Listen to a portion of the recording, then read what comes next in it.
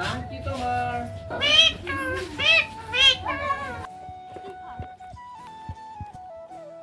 আসসালামু আলাইকুম।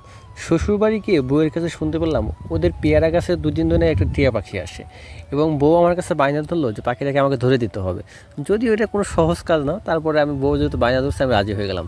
তারপরে নেট নিয়ে চলে গেলাম পেয়ারা গাছে নিয়ে, সত্যি সত্যি দেখতে পেলাম অনেক সুন্দর একটা টিয়া পাখি বসে আছে। তো তারপরে ভাবলাম এটা কীভাবে ধরা যায়। আল্লাহকে কেমন টিয়া পাখিটা খুব তাড়াতাড়ি হাতের নাগালে চলে আসলো, এবং আমার নানি শাশুড়ি থাবা দিয়ে পাখিটা লেজ টেনে ধরলো। এবং আমি যখন ওকে চাপ দিয়ে ধরছি, বিশ্বাস করবেন না ভাই, হাতে এমনভাবে কামড় বসাইছে আমি কখনোই ভাবতে পারি না যে টিয়া পাখির ঠোঁটে এত পরিমাণ, যেটাকে বল দাঁড় আর কি। আমার হাত কেটে গেলো, রক্ত বেরোলো। তারপরে পাখিটাকে সারলাম না, যেহেতু বউ বলছে সারা যাবে না। তারপরে পাখিটাকে ধরে সেটাকে নিয়ে আমরা খাঁচায় রাখলাম, সেখানে ওকে খাবার দাবার দিলাম। ও দেখলাম বাদাম খায়, পটাটা খায়, বিস্কুট খায়, পেয়ারা খায়, অনেক কিছু খায়। তো ইন্টারেস্টিং বিষয়টা হচ্ছে যে পাখিটাকে তো আমরা ধরে ফেলছি, এবং সেটা অনেক কষ্টসাধ্য ছিল। তারপরে আমি যে আমাদের একটা খাঁচা ছিল শ্বশুরবাড়িতে, সেই খাঁচাটাকে সুন্দর করে মেরামত করলাম, মাঝখানে একটা শোলা দিলাম তারপর বসে থাকতে পারে। এখন কাহিনী হচ্ছে, একটু পরে টুরিস্টটা পেলাম, যখন বুঝতে পারলাম যে না পাখিটা কথা বলতে পারে, এবং সে দারুণভাবে কথা বলতে পারে, মিঠু মিঠু, এবং সে বলে আমি মিঠু, তোমার নাম কি, তারপর সালামের উত্তরও দেয় সে।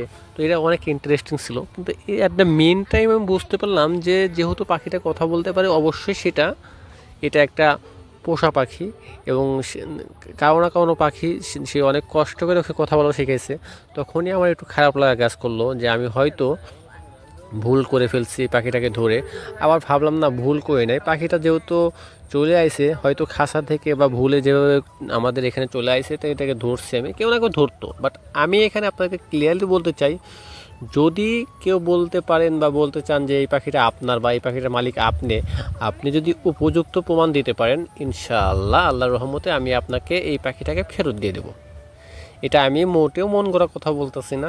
যদিও এটা আমার বউ বা আমার শালা ওরা কেউই ফেরত দিতে চাইবে না, কারণ ওরা অলরেডি এটার জন্য নতুন করে একটা খাঁচা কিনে নিয়েছে, এবং গ্রাম জুড়ে সবাই মিলে দেখতে আসতেছে পাখিটাকে। কারণ গ্রামে এরকম সচরাচর কারো বাইরে পাখি নাই যেটা আবার কিনা কথা বলে, সেটা আবার টিয়া পাখি। তো মোস্ট ইম্পর্ট্যান্ট বিষয় হচ্ছে যে ভাই, যতই কষ্ট হোক আমি আপনাকে কথা দিতেছি, আমি পাখিটাকে আপনাকে অবশ্যই ফেরত দেব।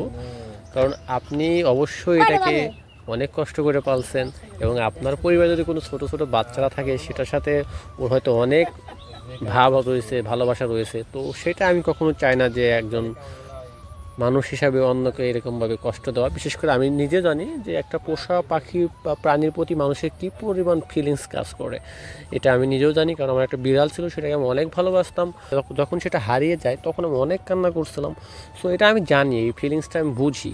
তো আপনারা যদি উপযুক্ত প্রমাণ দিতে পারেন, ইনশাআল্লাহ আমি বলতেছি এটা আমি আপনাদেরকে 100% ফেরত দেব। যদিও এটা অনেক কষ্টসাধ্য, আমি দরকার হলে আমি একটা পাখি কিনে আনবো, তারপরে আমার বউকে আবার আমার শালাকে দেবো, তারপরে এটা আমি ইনশাল্লাহ আপনাদেরকে ফেরত দেবো। আসসালামু আলাইকুম। বৃষ্টিতে থাকবে না তুমি? হ্যাঁ, কি হয়েছে তোমার? চলো তোমাকে